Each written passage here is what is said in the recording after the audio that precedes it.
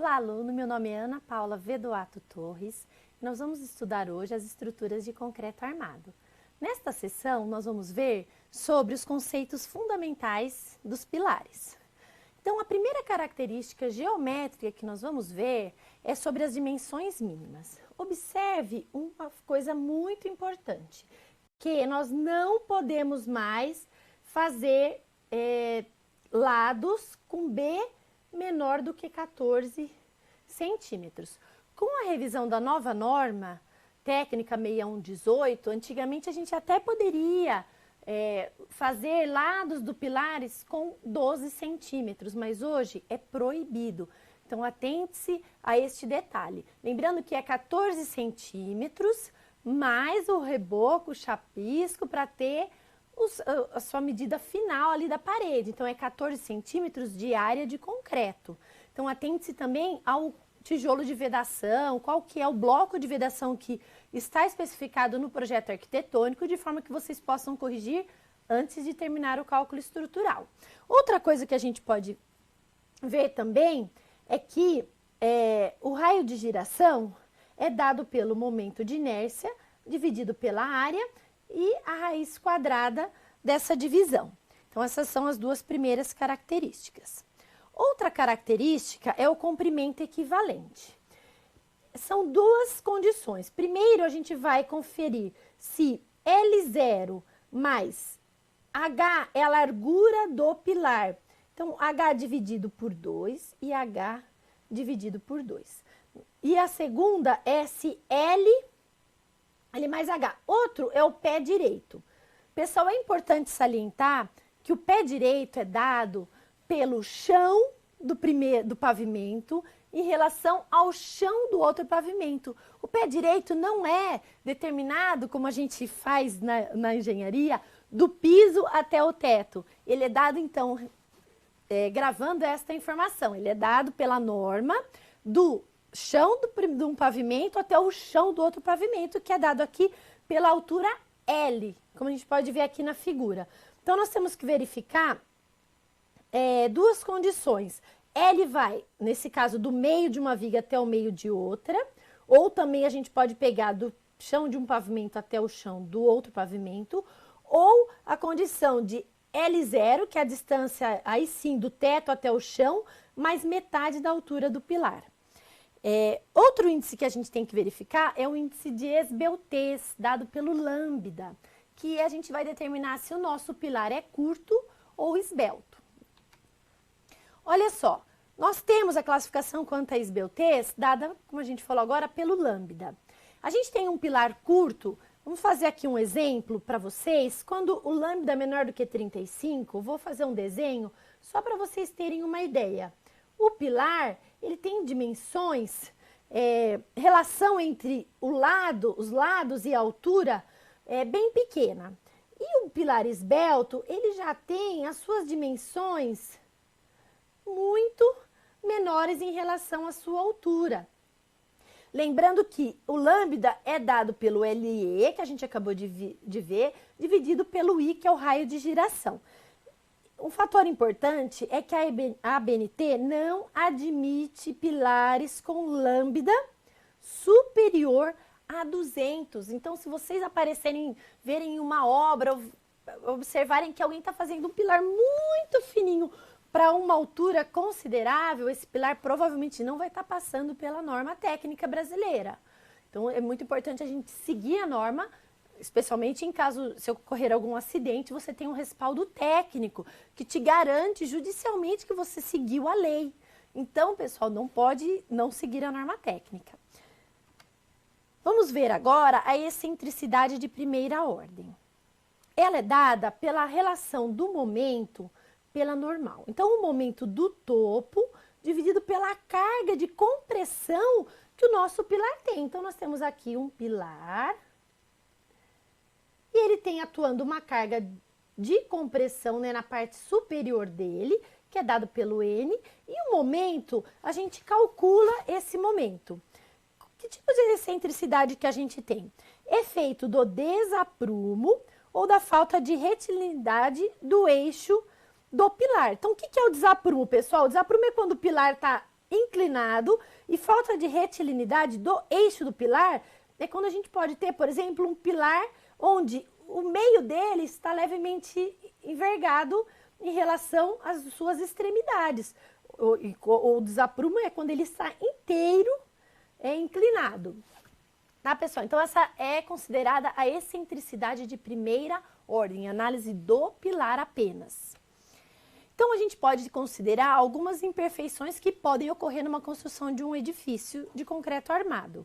A primeira delas é o desaprumo global, né? Então, a imperfeição global. Quando o topógrafo, no momento que ele vai, vamos supor que ou faz sem topógrafo, o pilar fica inteiro desalinhado, mas o prédio inteiro está desalinhado para um lado.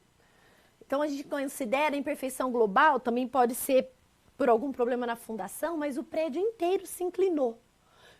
Por isso que é importante a gente sempre ter um topógrafo que verifique todos os pavimentos, se os pilares estão realmente alinhados um com o outro, porque de um pavimento para o outro a gente às vezes não consegue ver. Vamos ver aqui no nosso desenho esse desaprumo. Olha para vocês observarem que a gente tem que todo o edifício, né, estão com os seus pilares inclinados. O segundo é a imperfeição local. Ela ocorre por uma falta de desaprumo na hora de fazer a forma, falta de retilinidade do eixo do pilar, como eu falei para vocês, né? O pilar está aqui e ele está, então, né, todo inclinado. Eu estou exagerando, mas é só para vocês entenderem. A gente está falando sobre o eixo do pilar, porque no caso do desaprumo, o eixo muitas vezes ainda está alinhado. E a gente então verifica localmente que é um desaprumo. Pessoal, é muito importante, a gente sempre vai considerar essa imperfeição, um valor de imperfeição local. A gente não vai chegar em cada pilar e ficar medindo, olha a barriguinha do pilar, a gente não vai ficar verificando isso na obra. A gente adota um valor que é aceitável, que ocorre na obra, porque a execução é feita por pessoas, né? A gente tem um pequeno erro, então a gente já adota um valor de imperfeição local que é aceita diante de uma obra. Com certeza, se observar que tem uma imperfeição maior do que a estipulada, a gente tem que verificar. Agora, o momento mínimo é dado pela norma por uma fórmula e ele é verificado devido às imperfeições locais. Pessoal, lembrando que os pilares da flexão oblíqua, a gente tem que verificar nas duas direções principais. As duas direções têm que ser verificadas. E uma outra coisa que a gente verifica são as excentricidades de segunda ordem. Ela faz a análise global. O que é? A gente mede o esforço na base e no topo do pilar. Como a gente pode ver aqui, pelo desenho, nós temos a extremidade, então nós vamos ter um momento de topo, um momento de base. Como que a gente faz essa verificação? A gente retira o pilar, está aqui na nossa estrutura, a gente retira o pilar e faz uma verificação local daquele pilar. Então, pessoal, eu espero que vocês tenham aprendido sobre o dimensionamento dos pilares. Fiquem atentos a todas as verificações, imperfeições locais, globais. Obrigada por mais essa aula e bons estudos!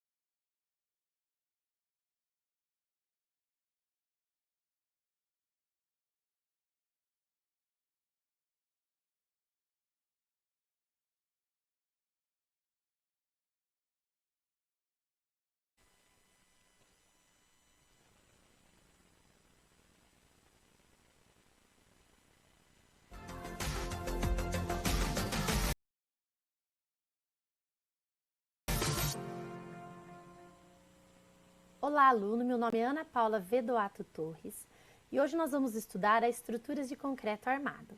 Nesta sessão, nós vamos ver sobre pilar de extremidade, intermediário e de canto.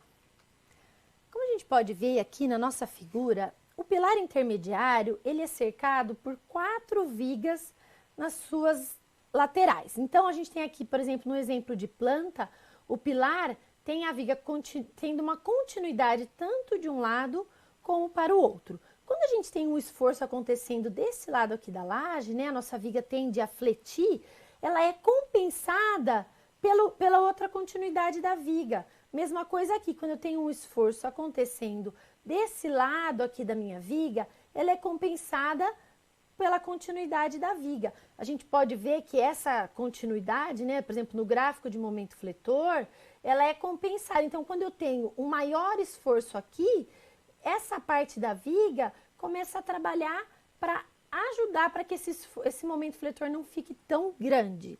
Qual que é a facilidade do pilar intermediário? Ele tem a facilidade de ser cercado por 4 vigas, então compensa um lado com o outro. É o pilar mais fácil de ser calculado e é aquele que a gente tem que procurar fazer na nossa obra. Então, por exemplo, se vocês tiverem um pilar no meio do vão, tentem sempre colocar as vigas nas 4 direções. Mesmo que você fale, eu não precisaria colocar uma viga contínua para cá, mas é a melhor situação, sempre que possível, a gente fazer pilares intermediários. A segunda condição é o pilar de extremidade. É quando a gente tem um pilar que está aqui na parte externa do edifício, né? A gente tem o nosso pilar e ele tem continuidade nas laterais na viga, e nessa parte da viga ele não tem continuidade. Isso faz com que o esforço desse lado seja bem maior. Vamos fazer um exemplo aqui. Tem o pilar e aqui a gente tem a nossa laje. O que acontece? Quando há um esforço aqui nessa laje, esse pilar, ele não tem quem se apoiar para o lado de cá. Então, ele acaba tendo esforços muito maiores e acaba se deformando com muito mais facilidade. Então, esse caso de pilar de extremidade, a gente vê aqui, ó, que ele tem uma excentricidade localizada devido a essa deformação que ele tem nessa direção, onde ele não tem continuidade. Então, essa situação de projeto é considerada ainda intermediária, mas em uma das direções, aquela que a gente viu que tem excentricidade, ela tem um esforço muito maior, então o pilar provavelmente vai ter que ter uma seção transversal maior naquela direção para vencer aquele esforço. O último caso é o nosso pilar de canto. Ele sim é o caso mais extremo de cálculo dos pilares, tem que ter muita atenção, né, no cálculo de um pilar de canto, porque os esforços são muito maiores. Vamos dar uma olhada aqui na nossa figura. A gente observa que ele não tem a continuidade para a viga de um lado e não tem a continuidade da viga para o outro. Isso faz com que quando, é o mesmo caso, né, pessoal, quando eu tenho um esforço acontecendo nessa parte da laje, todo esse pilar vai o quê? Vai ter um deslocamento, então ele vai acabar sofrendo um deslocamento para compensar essa carga que está atuando. Ele não tem onde se apoiar, né? Não tem a viga contínua. Então vocês observem aqui que a carga normal, no primeiro caso, é aplicada aqui no meio. A segunda é aplicada em cima de um dos eixos, no caso aqui o eixo Y. E essa terceira é aplicada no meio do pilar, pois ele tende, nesse caso, a se deslocar para esta direção. Então, a carga a gente considera aplicada aqui. Esse pilar de canto, como a gente falou, é a situação de cálculo que tem mais esforço dentro do pilar. Como que a gente faz para determinar a seção sobre o máximo momento fletor? Primeira coisa que a gente vai fazer é verificar as seções de extremidades. Então, a gente vai ter lá nosso pilar, a gente tem os gráficos de momento. Então, vamos supor que a gente tem aqui o gráfico de momento do nosso pilar, né? Para fazer certinho. Então, a gente vai fazer o quê? A gente vai retirar o pilar e vai verificar qual é o valor de momento que ele tem no topo e na base. Essa é a primeira verificação. A segunda, a gente calcula um momento máximo de segunda ordem no meio do vão. Então, a gente tem aqui o nosso pilar, a gente tem um valor de momento atuando aqui no meio do nosso pilar. Então, essa é a primeira condição, né? Momento, topo e base. E a segunda é o valor desse momento de segunda ordem ocorrendo aqui no meio do vão. Olha só para a gente ver um resumo uma tabela que contém exemplos do pilar curto, esbelto e pilar medianamente esbelto. Vamos ver aqui que o curto, como eu disse para vocês, ele tem a carga aplicada no meio do vão. Para o pilar de extremidade, ele só está deslocado em uma direção e no pilar de canto, como a gente viu nas duas. Quando a gente começa a ter pilares medianamente esbeltos, isso lembrando que o pilar curto, ele tem uma relação dos lados, do A e do B, em relação à altura, pequena, enquanto o pilar medianamente esbelto é um pilar mais fininho, né? Que a gente fala que está mais suscetível a fletir. Então, quando a gente tem um pilar mais esbelto, a gente ainda tem que contar com uma excentricidade de segunda ordem acontecendo nele. Então, vocês veem, olha só, comparando, o momento nesse caso, a normal está sendo aplicada aqui. Quando a gente tem medianamente esbelto, a gente está penalizando o nosso pilar com uma excentricidade. Isso faz, pessoal, com que os valores de momento atuante nesse pilar sejam muito maiores do que no nosso caso de pilares curtos. Então, olha só aqui, olha, a distância que a normal está sendo aplicada do eixo. Nesse segundo caso, ela está numa distância muito maior. Isso causa no nosso pilar momentos fletores muito maiores, consequentemente, maior quantidade de armadura, consequentemente, maior gasto. Então, tanto o pé direito de um edifício, como as dimensões do pilar, são extremamente importantes na redução de custo.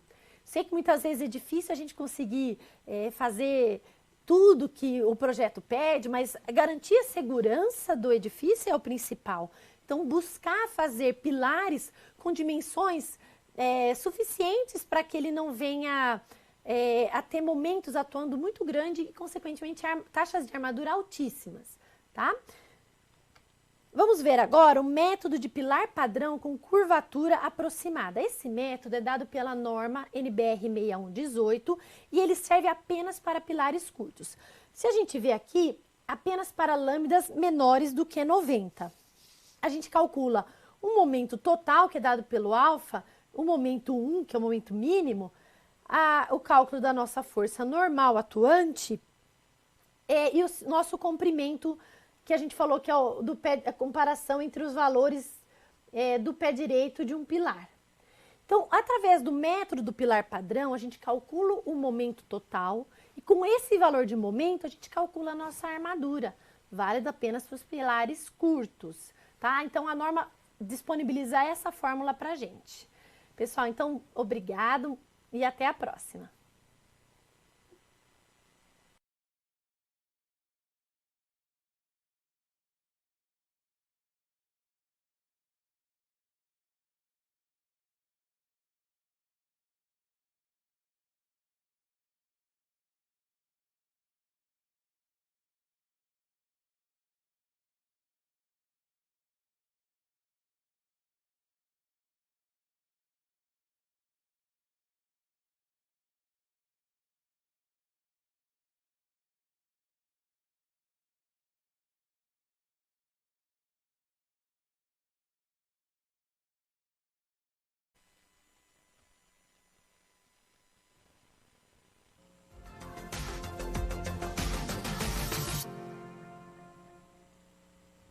Olá, aluno! Meu nome é Ana Paula Vedoato Torres. Nós vamos estudar hoje o dimensionamento das estruturas de concreto armado. Nesta sessão, nós vamos ver sobre o dimensionamento dos blocos de fundação em concreto armado. Então, o primeiro exemplo que a gente tem é o bloco sobre estacas. Como a gente pode ver na nossa figura, o bloco de estacas são estruturas de volume onde a gente tem este elemento resistindo às cargas que saem do pilar e são transmitidas, então, para a nossa fundação, aqui no caso, as estacas. Então, o bloco tem que resistir a essa carga que está sendo transmitida, ela está caminhando dentro do nosso bloco até chegar na nossa fundação. Então, a gente tem dois modelos de bloco sobre estacas, um modelo rígido e um modelo flexível. A diferença entre eles é a relação entre a sua altura e as suas dimensões A e B, né, a sua largura e comprimento do bloco. Os flexíveis, quando a carga chega, ele pode ter uma deformação muito maior do que o nome já diz, o rígido. Então, essa verificação é feita através de uma conta, de um cálculo. Os flexíveis, a gente tem que usar modelos de cálculo que não estão contidos necessariamente na norma. Os rígidos são apresentados na NBR 6118. Os blocos sobre estacas, a gente tem 3 tipos. O primeiro é o bloco sobre uma ou 2 estacas. Como a gente pode ver aqui na figura, o bloco sobre uma estaca, a gente tem o pilar descarregando diretamente sobre aquela estaca. Então, a gente tem o nosso bloco aqui, tem o nosso pilar chegando, a carga descarregando, e logo abaixo nós já temos a nossa estaca.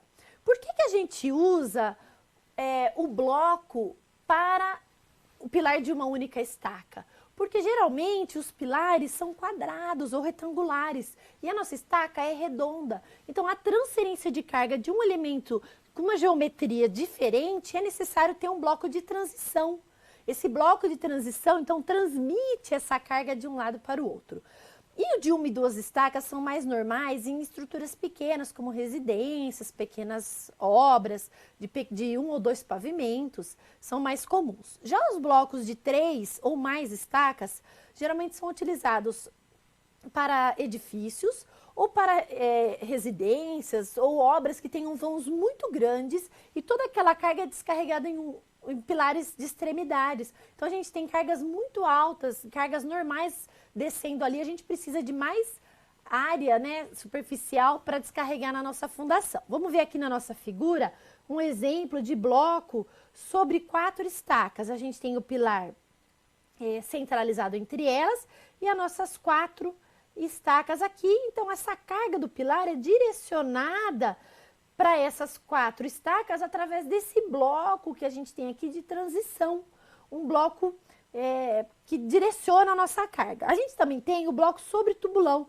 Se vocês olharem a relação entre o tamanho do tubulão e o tamanho do pilar, é muito maior, porque este pilar está recebendo cargas muito altas na fundação. Então, a gente precisa de uma área superficial para descarregar na nossa fundação muito maior.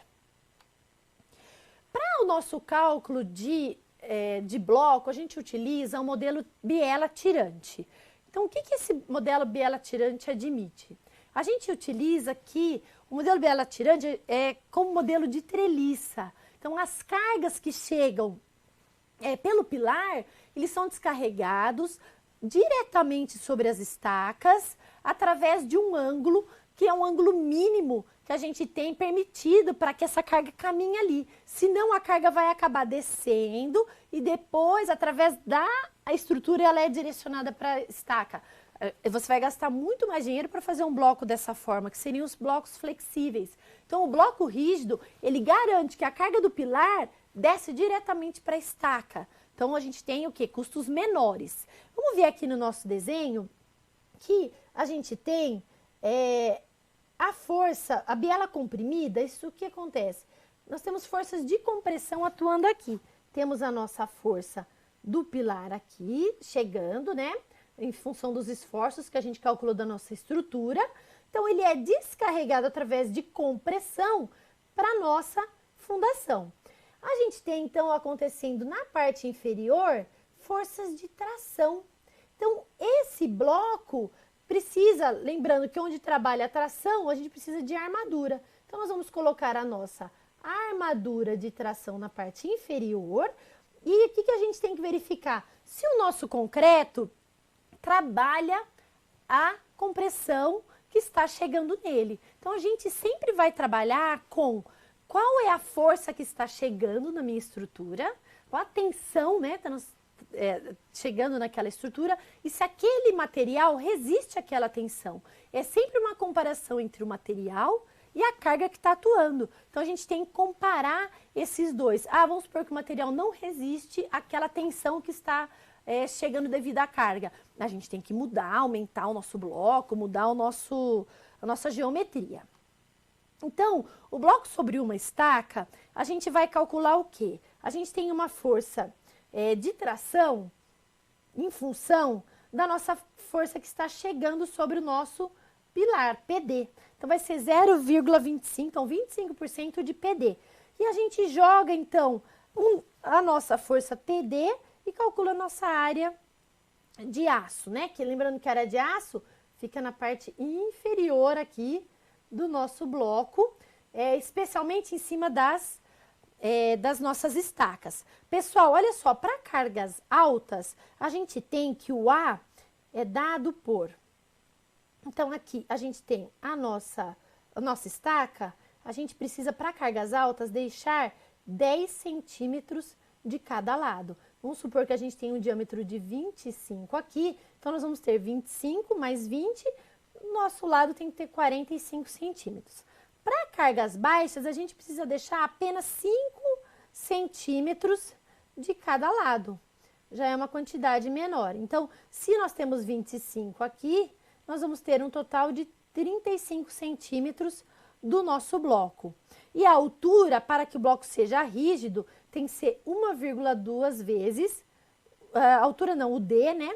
Vezes o diâmetro da nossa estaca, tá? Essas condições têm que ser seguidas para que esse bloco trabalhe conforme um modelo, uma hipótese inicial que a gente adotou. Se a gente não segue, a gente pode ter o rompimento desse bloco por compressão, esmagamento da nossa seção transversal. O bloco sobre duas estacas, já é necessário que a gente calcule a distância entre as duas estacas, que é dadas por moldada na obra ou pré-moldada. A gente tem valores diferentes, então 2 vezes e meio o diâmetro da nossa estaca. Então, se a gente tem uma estaca de 25, a gente só calcula multiplicando por 2,5, e as moldadas na obra, então, vezes 3. É necessário que a gente siga esses valores. E a distância aqui a gente já viu para cargas altas 10, para cargas baixas 5. A gente pode ver aqui, pessoal, a armadura calculada. E a gente tem que deixar uma distância entre a nossa armadura e a face inferior do nosso bloco, de forma que essa armadura esteja protegida contra a água, por exemplo, né? Contra a ferrugem. Porque se a gente não respeita esse cobrimento, a gente pode ter essa armadura sendo enferrujada e a gente perde, então, seção transversal e resistência de armadura. O nosso cálculo não vale se ocorrer isso com o nosso elemento. Outra coisa que a gente tem que fazer é a verificação das bielas. Como a gente pode ver aqui, a gente vai calcular uma tensão na estaca e uma tensão no pilar. Esse valor de tensão tem que ser menor do que a tensão de compressão do concreto. E mesma coisa na estaca, tem que ser menor do que a tensão de concreto que a gente adotou. Então, um concreto de 25 MPa, eu vou calcular a tensão de compressão dele.